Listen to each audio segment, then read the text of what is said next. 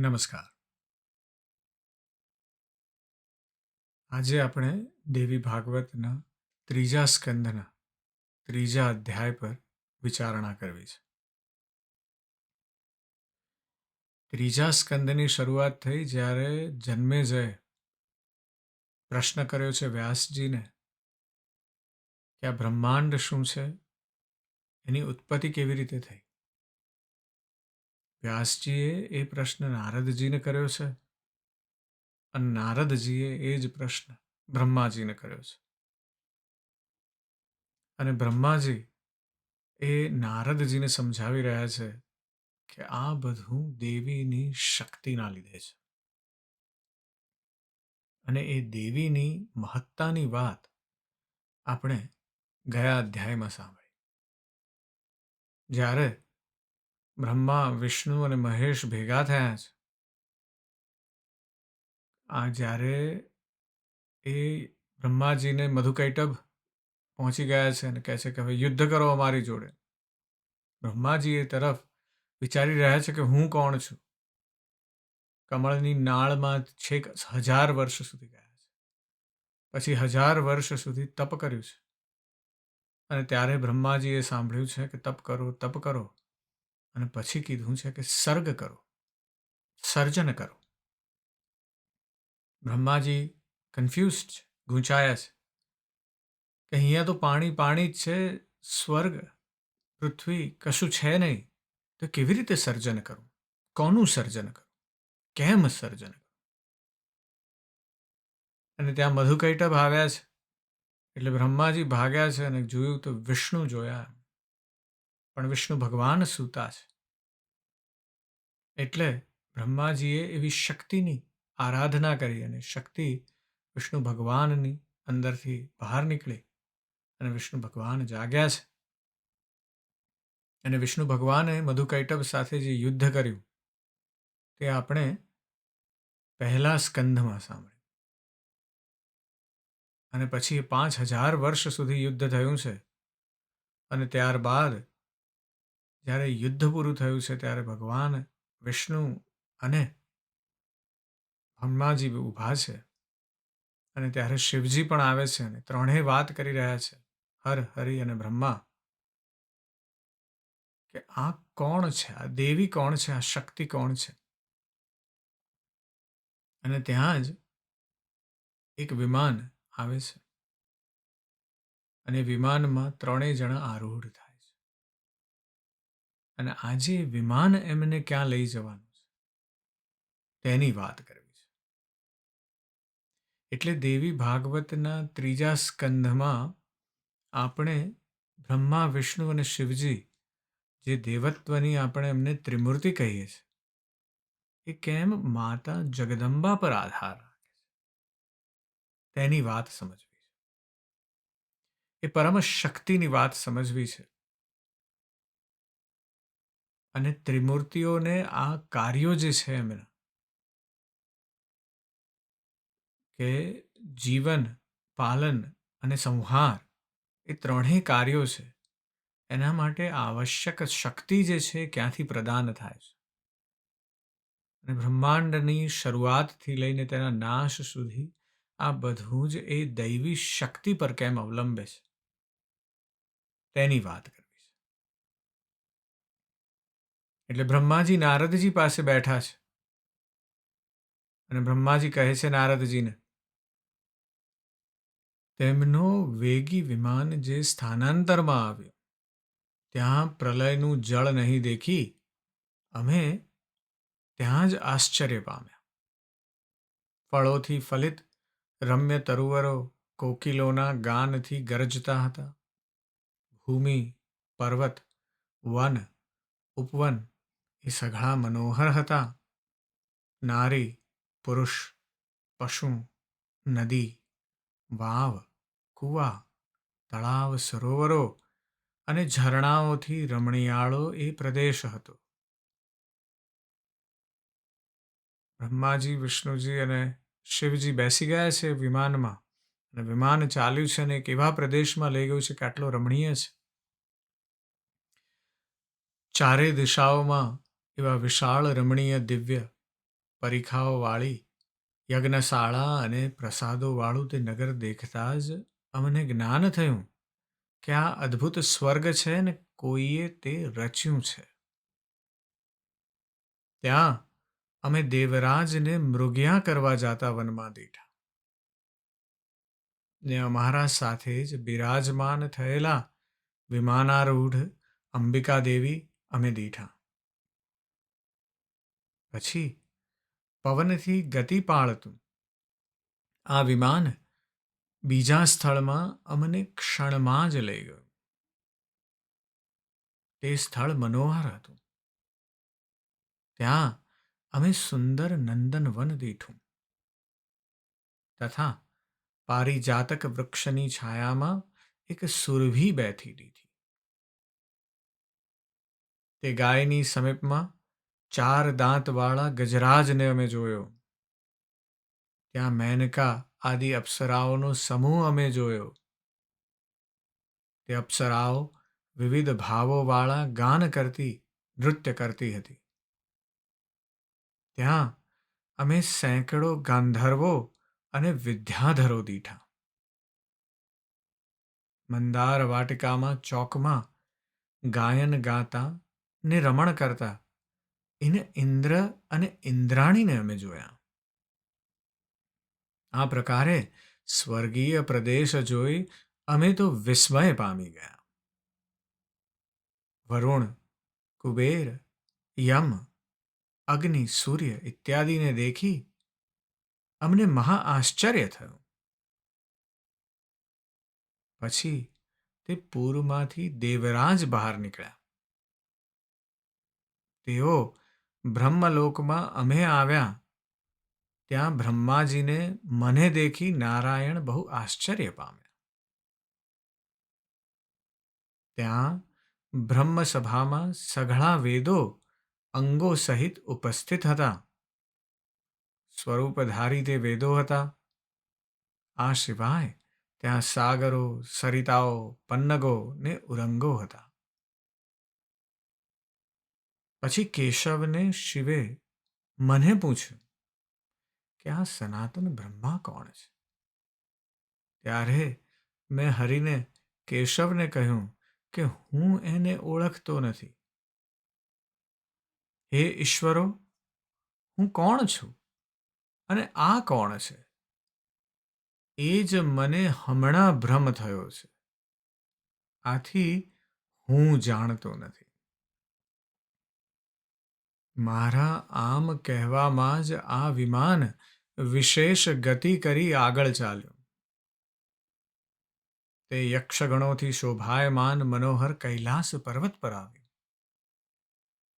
ત્યાં મનોહર મંદાર વાટિકા હતી ને કોકિલો કુહુ કુહુ કરતી હતી.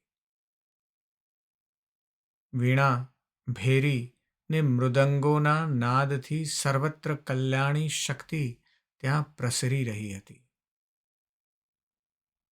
જ્યારે ત્યાં વિમાન પહોંચ્યું ત્યારે તે સ્થાનમાંથી વૃષ પર બિરાજમાન ભગવાન ત્રિલોચન દેવ બહાર નીકળ્યા ને જેમને પંચવદન હતા. 10 ભુજાઓ હતી. મસ્તકમાં અર્ધો ચંદ્રમા ચળકતો હતો. વ્યાઘાંબર ધારણ કર્યું હતું. ગજ ચર્મનું ઉત્તરીય ધાર્યું હતું અને બાજુ પર ગણેશ અને કાર્તિકેય શિવ સહિત 2 પુત્રો વિરાજતા હતા. અને નંદી આદિ શિવગણો પણ ત્યાં શોભતા હતા. તે ગણોજય શબ્દનો મંગળ ઉચ્ચાર કરતા કરતા શિવજીના પાછળ ચાલતા હતા. હે નારદ, ત્યાં બીજા શંકરને દેખીને હું, હરિ અને હર બહુ વિસ્મય પામ્યા. માતૃકાઓ સહિત શંકરને દેખી અમે આશ્ચર્યવ્રત થયા.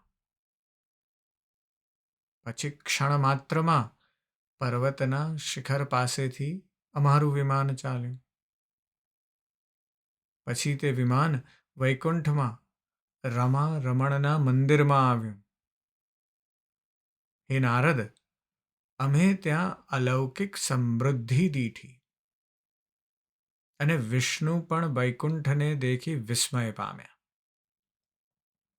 જ્યારે મંદિરથી આગળ વિમાન ચાલ્યું ત્યારે કમળ સમાન નેત્રવાળા, અળશીના પુષ્પ સમાન કાંતિવાળા, પીળા વસ્ત્રોવાળા, ચાર ભુજાવાળા, ગરુડારૂઢ, દિવ્ય અલંકારવાળા, લક્ષ્મીથી સુંદરો ચામરો વડે ઢોળાતા ને સનાતન વિષ્ણુ હરિ ભગવાનને દેખીને અમે ત્રણેય પરસ્પર વિસ્મય પામ્યા અને પરસ્પર એકબીજાના સામું જોઈ વિમાનમાં બેસી રહ્યા. બહુ જ અદ્ભુત વાત થઈ છે કે દેવીએ વિમાન મોકલ્યું છે. બ્રહ્મા, વિષ્ણુ અને મહેશ એમાં બેસી ગયા છે અને પહેલા એ સ્વર્ગ પહોંચ્યું, ઇન્દ્રદેવને જોયા એટલે એ લોકો વિસ્મય પામ્યા છે કે અહીંયા તો હમણાં કશું જ નહીં, ખાલી પાણી પાણી ને પાણી જ હતું અને આ ક્યાંથી આવ્યું. અને ત્યાં તો વિમાન એમને બ્રહ્મલોક લઈ ગયું છે અને ત્યાં એમણે બ્રહ્માજીને જોયા, બધા વેદોને જોયા અને ત્યાંથી હજી તો વિસ્મય પામ્યા છે અને વિચારી રહ્યા છે. બ્રહ્માજી ખુદ જ વિચારી રહ્યા છે કે હું કોણ છું અને આ કોણ છે. જો હું બ્રહ્મા છું તો આ કોણ છે. ત્યાં તો વિમાન કૈલાસ પર પહોંચી ગયું અને કૈલાસ પર પહોંચ્યું ત્યાં તો શિવજી, ગણેશજી અને કાર્તિકેયને લઈને નીકળ્યા છે નંદી પર બેસીને. એટલે પાછું શિવજીને પણ આશ્ચર્ય થયું કે જો હું શિવ છું તો આ કોણ છે. અને એવું જ વિષ્ણુ ભગવાનને થયું જ્યારે વિષ્ણુ લોકમાં પહોંચ્યા છે. એકબીજાની સામું જોઈ રહ્યા છે, પરસ્પર આશ્ચર્ય પામ્યા છે, વિસ્મય પામ્યા છે. આ તો મહાદેવો છે અને એ પણ સમજી નથી શકતા કે આ શું છે.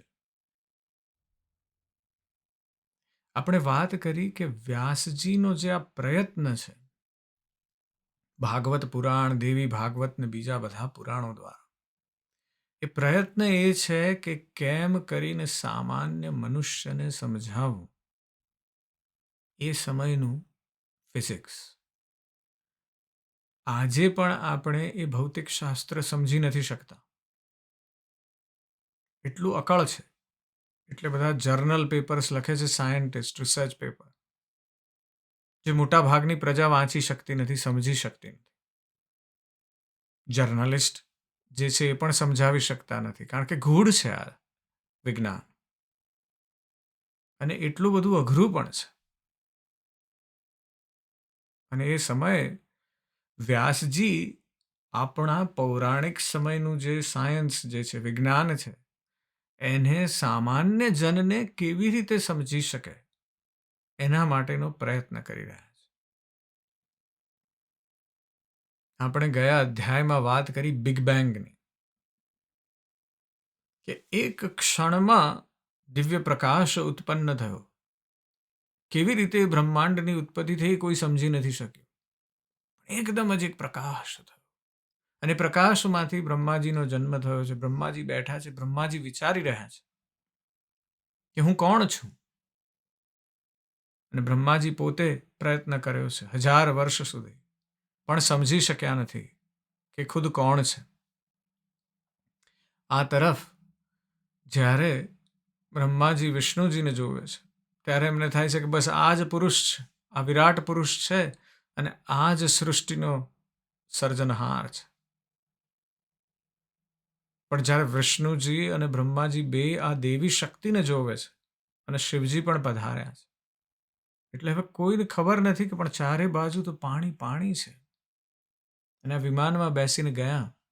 એટલે બિગ બેંગની જે વાત છે આવી છે, સડન ઇન્ફ્લેક્શન પોઈન્ટ એવું કહે છે ફિઝિક્સની ભાષા, કે એકદમ જ વિસ્તરી ગયું બ્રહ્માંડ. એટલું બધું વિસ્તરી ગયું કે જોજનો સુધી વિસ્તરી ગયું, અકલ્પ્ય આકાર લઈ લીધો. પણ શૂન્યમાંથી સર્જન થયું અને શૂન્યમાંથી સર્જન કેવી રીતે થયું એ સમજવું આપણા માટે ખૂબ અઘરું છે. પણ એની વાત આપણે ગયા અધ્યાયમાં કરી. આજના અધ્યાયમાં વ્યાસજી આપણને બીજા એક ફિઝિક્સની વાત કરી રહ્યા છે, જે આજે પણ ચર્ચિત છે ફિઝિક્સના વર્લ્ડમાં. એ જે આઈડિયા છે એનું નામ છે મલ્ટીવર્સ. એટલે કે એક બ્રહ્માંડ નથી, અનેક બ્રહ્માંડ. આપણે માત્ર એક બ્રહ્માંડના એક નાનકડા ભાગ છીએ. હજી સુધી તો આપણે બીજી કોઈ એવી એલિયન સિવિલાઇઝેશનને શોધી પણ શક્યા નથી. પણ અહીંયા તો વાત એવી થઈ રહી છે કે આવું એક જ નથી, આવા તો બીજા અનેક બ્રહ્માંડો છે. અને એની વાત છે, મલ્ટીવર્સની વાત છે. સમજવું રહ્યું આપણે. પણ એ મલ્ટીવર્સ આપણને કેવી રીતે સમજાવવું? કારણ કે સામાન્ય જન માટે અહીંયા તો એ વખતે એ સમજવું અઘરું છે કે અહીંયા પેલા તારા દેખાય છે તો એવું થયું છે કે અહીંયા કંઈક પૃથ્વીમાં કોઈ કાણા પાડ્યા છે ને એટલે ત્યાં કાણા પાડ્યા છે, એમાંથી પ્રકાશ આવે છે. લોકો હજી ગ્રહણ પણ સમજી શક્યા નથી. સામાન્ય મનુષ્ય હજી આ આપણી પૃથ્વી ક્યાં છે એ સમજી શક્યા નથી. આપણે 15મી સદી સુધી તો એવું માનતા રહ્યા કે પૃથ્વી જ સેન્ટર છે જગતનું. અને પછી ગેલિલિયોએ આવીને કીધું કે ના, એવું નથી, સૂર્ય સેન્ટર છે અને પૃથ્વી તો એની આસપાસ ફરતો એક ગોળો છે. તો ચર્ચે, ક્રિશ્ચિયન ચર્ચે એને મૃત્યુદાન આપી દીધું, મારી નાખ્યો એને, સાયન્સને. પણ એમ સાયન્સ જતું નથી, કારણ કે જોઈ શકો છો. અને એટલે આપણા પૌરાણિક વિજ્ઞાનીઓ છે એમને ખ્યાલ આવી ગયો છે કે આ એક જ જગ્યા નથી, આવી તો અનેક જગ્યાઓ હોઈ શકે. આપણે તો માત્ર એક આટલા મોટા યુનિવર્સમાં એક નાનકડી મિલ્કી વેમાં, જેમાં અરબો મિલ્કી વેઝ છે, આવી ગેલેક્સીઓ, એવી અરબો મિલ્કી વેઝમાંની એક નાનકડી મિલ્કી વેમાં આપણે રહીએ છીએ. ને એમાંય પાછું એક નાનકડું એક ખૂણામાં રહેતા એક તારાની આસપાસ આપણો ગ્રહ પૃથ્વી એ ગોળ ગોળ ફરે છે. અને નાનકડા ગ્રહની અંદર એક આવડું નાનકડું પ્રાણી છે, મનુષ્ય. અને આટલી વાત છે ને એમાં આપણે મોટાઈની વાતો કરીએ છીએ. પણ એની સામેની જે વાત છે કે ખરેખર મોટાઈ શું છે, ખરેખર મહત્તા શેની છે, તો વ્યાસજી સમજાવે છે કે આવું જે વિશ્વ છે એવું બીજું પણ વિશ્વ છે, ને એવા અનેક બીજા વિશ્વ છે. એ મલ્ટીવર્સની વાત છે કે ચારે તરફ જુદા જુદા પ્રકારના બ્રહ્માંડો છે. એટલે આ વિમાન એવા પ્રકારનું છે. આપણે હજી વિમાન આપણા જે છે એ બહુ તો 2000, 3000, 5000, 10,000 કિલોમીટર ફાસ્ટ ચાલી શકે એવા વિમાનો છે. આપણે હજી માત્ર ચંદ્રમા સુધી માંડ જઈ શકીએ છીએ. બીજા ગ્રહો સુધી તો આપણે હજી પહોંચ્યા પણ નથી. આપણે માત્ર હજી તો માર્સ સુધી અને બીજા ગ્રહો સુધી માત્ર મશીનો મોકલ્યા છે. અને અહીંયા તો વાત થઈ રહી છે કે આ વિમાન એવું છે કે જે માત્ર અહીંયાથી સૂર્યમંડળ નહીં પણ બીજા યુનિવર્સમાં લઈ જાય છે, એવી વાત છે. આપણે અત્યાર સુધીમાં માત્ર 2 જ એવા પ્રોજેક્ટાઇલ મોકલ્યા છે, એક વોયેજર 1 અને એક વોયેજર 2, જે 70ના દાયકામાં 1970ના દાયકામાં પૃથ્વી પરથી વિદાય થયા. અને એનું કામ હતું કે જુદા જુદા ગ્રહોની મુલાકાત લે અને જોયા કરે, કે એના ફોટા પાડે, અને એનાથી આપણી વધારે માહિતી મળે આપણને કે આ ગ્રહો કેવા છે. અને વોયેજર 1 અને વોયેજર 2 હવે સૂર્યમંડળ છોડે અને એની બહાર પહોંચ્યા છે. હજી આપણને એટલે પહોંચતાય 50 વર્ષથી વધારે થયું છે. અને આ તો વિમાન જ એવું છે કે એક ક્ષણમાં બીજા યુનિવર્સમાં લઈ ગયું, અને બીજા યુનિવર્સમાં લઈ જઈ અને એણે બીજી તરફ દેખાડ્યું છે ભગવાનને, બ્રહ્મા, વિષ્ણુ અને મહેશને, કે આવા તો ઘણાય વિશ્વ છે. અને એટલા માટે બ્રહ્માજી, વિષ્ણુજી અને મહેશજી એ વિસ્મય પામ્યા છે, એકબીજાની સામું જોઈ રહ્યા છે. અને પછી ત્યાં તો એ કહે છે બ્રહ્માજી કે હજી તો અમે આ રીતે જોઈ રહ્યા છે, તેવામાં તો ક્ષણ માત્રમાં વાયુ વેગથી અમારું વિમાન ચાલતું થયું. તે વિમાન પછી મધુર તરંગવાળા સુધા સાગરમાં પ્રાપ્ત થયું.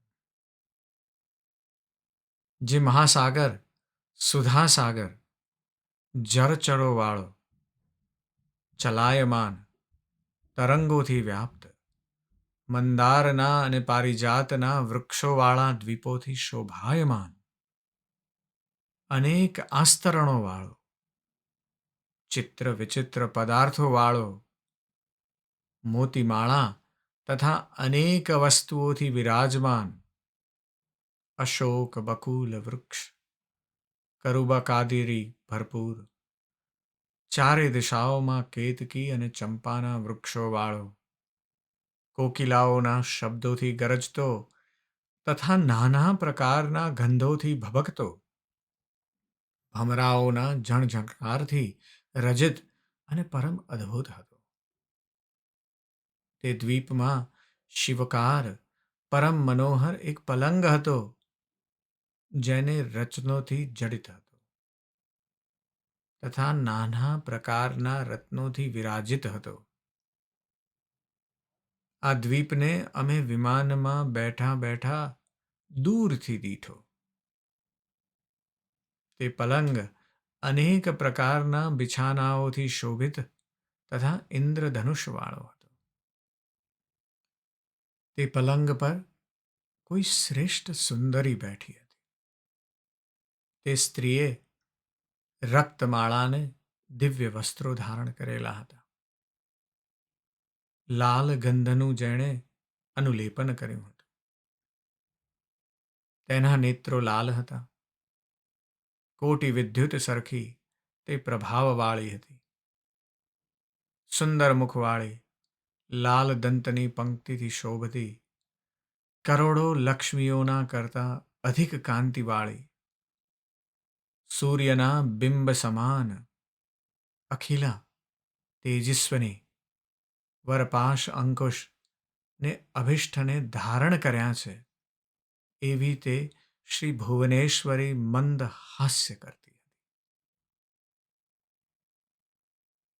કોઈ વેળા નહીં દેખેલી એવીને એ દેવીને અમે તે દ્વીપમાં દર્શન કર્યા.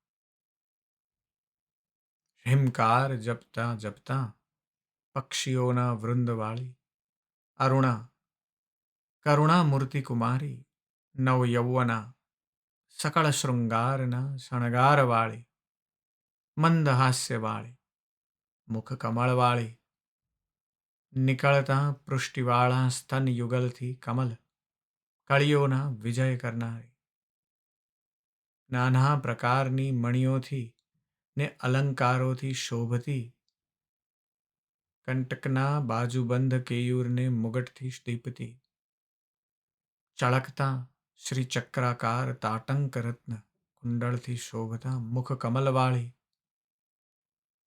હૃદયમાં લેખાની સમાન જાગતી, સાક્ષાત પ્રાણ શક્તિ અર્થાત હૃદય મંદિરમાં નિવાસ કરનારી અને ભુવનેશ્વરી બ્રહ્માંડની અધીશ્વરી એ નામના જપમાં પરાયણ સખીઓના સમુદાયથી નિરંતર સ્તુતિઓવાળી, ભુવનેશી, મહેશ્વરી, રિલ્લેખા આદિ અમર કન્યાઓથી વીંટાયેલી, અનંગ કુસુમાદિ દેવોથી પરિવેષ્ટિતા તથા ષટકોણના મધ્યમાં યંત્રરાજના ઉપર બેઠેલી એવી દેવીને દેખીને અમે સઘળા વિસ્મય પામી ગયા ને ત્યાં જ ઊભા રહ્યા. આ કન્યા કોણ છે? આનું નામ શું? અહીં કેમ બેઠી છે? કેવી રીતે આપણે તેને જાણી શકીએ? આ સહસ્ત્ર નેત્ર, સહસ્ત્ર કર અને સહસ્ત્રમુખી દૂરથી દેખાય છે, એમાં સંદેહ નથી. આ સ્ત્રી, અપ્સરા, ગંધર્વી કે દેવાંગના નથી. બ્રહ્માજી કહે છે કે હે નારદ, આ પ્રકારે સંદેહવાળા અમે ત્યાં બેઠા જોઈ રહ્યા. પછી ભગવાન વિષ્ણુ તે ચારુ હાસિનીને દેખીને પોતાના મનમાં નિશ્ચય કરીને તેને અંબા જાણીને વધવા લાગ્યા કે આ ભગવતી દેવી જ આપણા સઘળાનું કારણ છે.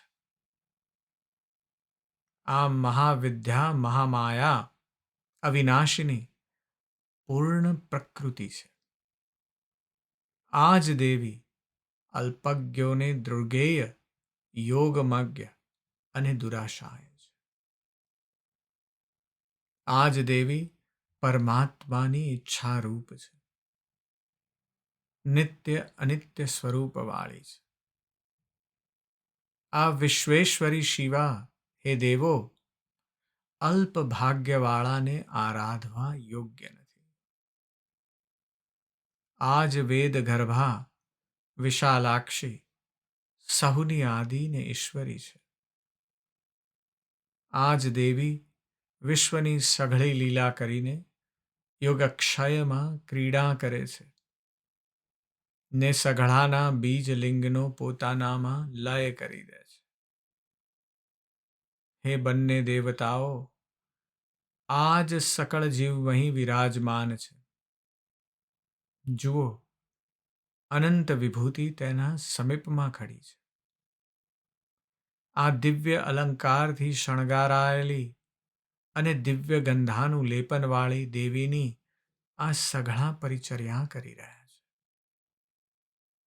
તો હે બ્રહ્મા, હે શંકર, તમે જુઓ, આના દર્શનથી આપણે સઘળા ધન્ય મહાભાગને કૃતકૃત્ય કરીએ છીએ કે આજે આપણની દ્રષ્ટિપથમાં ભગવતી પડ્યા.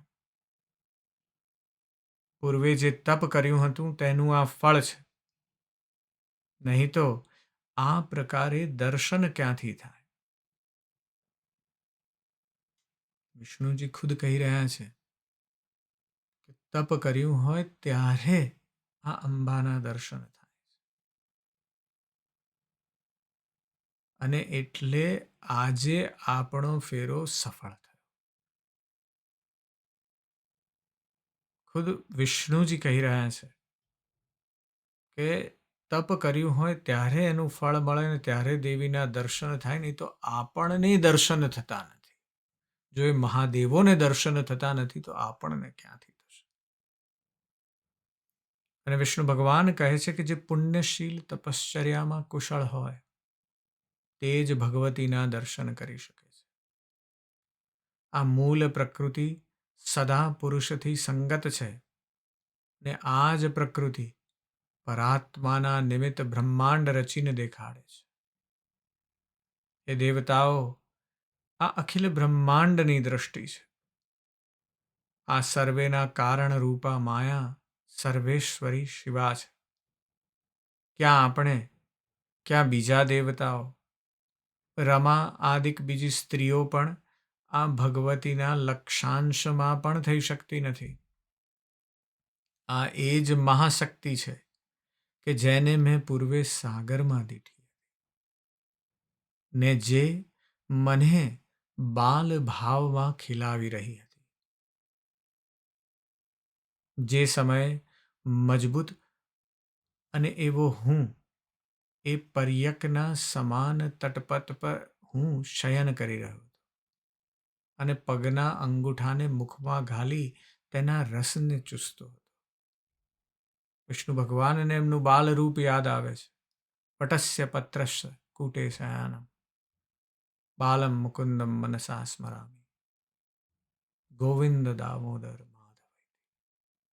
અને ગોવિંદ દામોદરની જે વાત છે કે આવી રીતે વટપત્ર પર સૂતા છે અને અંગૂઠાને, પગના અંગૂઠાને મુખમાં લઈને ચૂસી રહ્યા છે.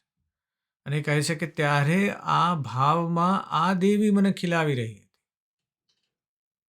અનેક બાલ ચેષ્ટાઓથી ઓષ્ટ ચાટતો હતો હું, તથા ક્રીડા કરતો હતો. તે કોમળ અંગવાળો હું વટપત્રના બિછાના પર સૂતો હતો. ને તે સમયે મારા બાલ ભાવમાં આ મહાદેવી ગાતી હતી, હિંચકા નાખતી હતી ને મને લાડ લડાવતી. આ વાતની સ્મૃતિ મને અત્યારે દર્શન થતા થઈ આવી છે.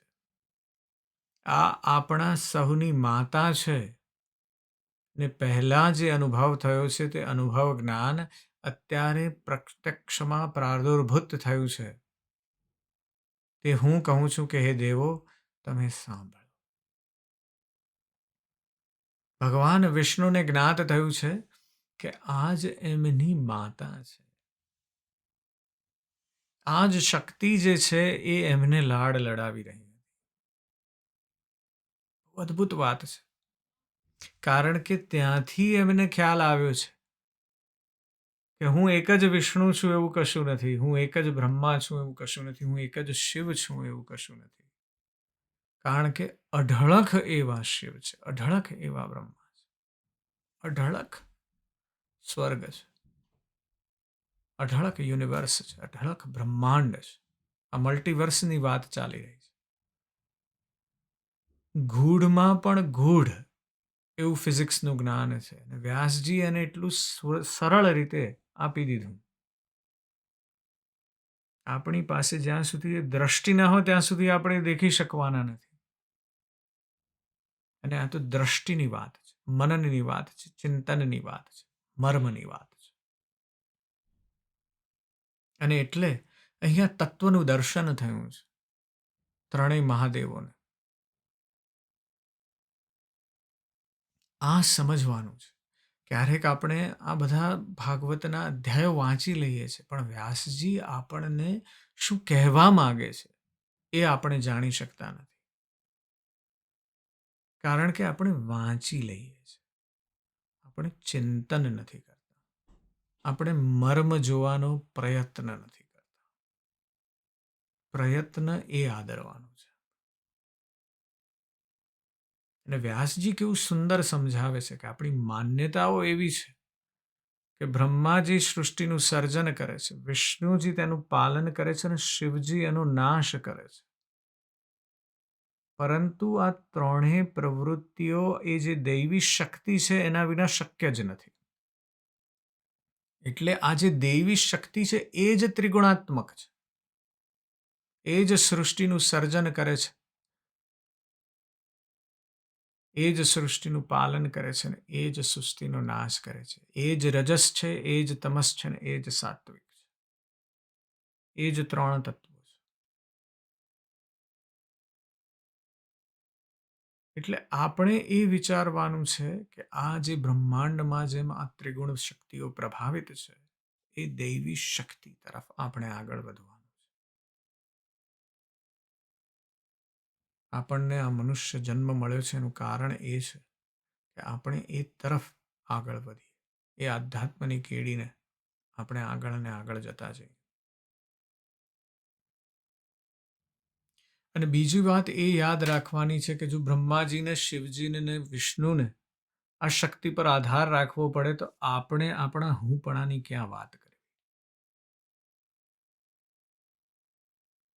એ શક્તિ પર આપણે પણ એટલા જ આધારિત છીએ. ક્યાં કાળ ઉઠીને આંખો બંધ થઈ જાય છે ખબર પડતી નથી. અને એટલા માટે જીવનમાં એ આધ્યાત્મ શક્તિને કેળવવાની છે, એ દૈવી શક્તિ તરફ આપણે આગળ વધવાનું છે. અને આપણે એના તરફ આગળ વધીશું એટલે આંતરિક શાંતિ પણ આવશે. એને ઓળખતા જઈશું એટલે જ આપણી અંદર એક જીવંત પ્રક્રિયા ચાલુ થશે. એ શાશ્વત શક્તિ તરફ આપનું જીવન આગળ વધતું રહે એવી પ્રેરણાનું આ સ્ત્રોત્ર છે આ અધ્યાય. જરૂરથી ચિંતન કરજો, જરૂરથી મનન કરજો. આજની મર્મની વાત બસ આજે આટલું. હું તમારી અંદર બેઠેલા તે પરમ તત્વને પ્રણામ કરું છું. નમસ્કાર.